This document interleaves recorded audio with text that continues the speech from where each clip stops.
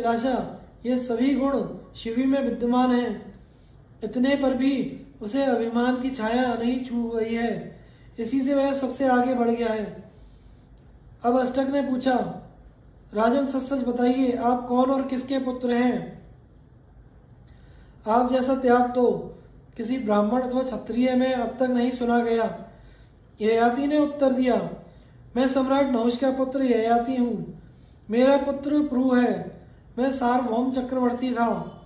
देखो, तुमसे गुप्त बात भी बतलाई देता हूँ, क्योंकि तुम अपने हो, मैं तुम लोगों का नाना हूँ।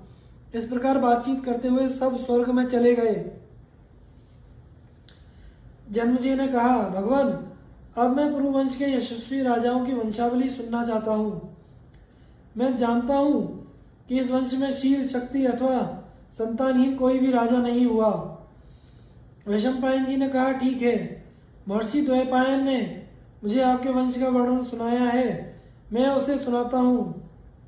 दक्ष से अदिति, अदिति से विवस्वान, विवस्वान से मनु, मनु से इला, इला से पुरूरवा, पुरूरवा से आयु, आयु से नहुष और नहुष से ययाति का जन्म हुआ।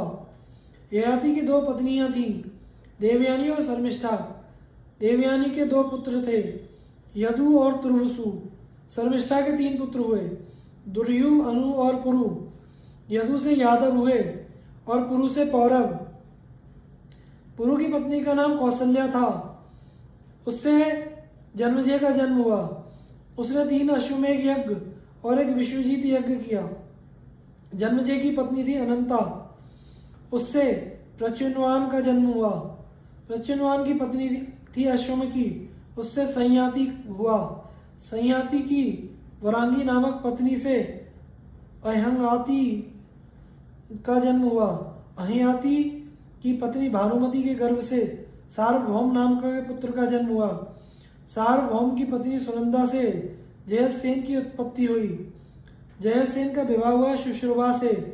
उसके गर्भ से अवाचीन का जन्म हुआ। अवाचीन की पत्नी मर्यादा से अरिह हुआ। अरिह की खलवांगी पत्नी से महाभौम, महाभौम की स्वयज्ञा से अयुतनाई, अयुतनाई की कामा से अक्रोधन, अक्रोधन की करम्भा से देवातिथि, देवातिथि की मर्यादा से अरिह और अरिह की सुदेवा पत्नी से रक्ष नामक पुत्र का जन्म हुआ। रक्ष की ज्वाला नामक पत्नी से मतीनार का जन्म हुआ।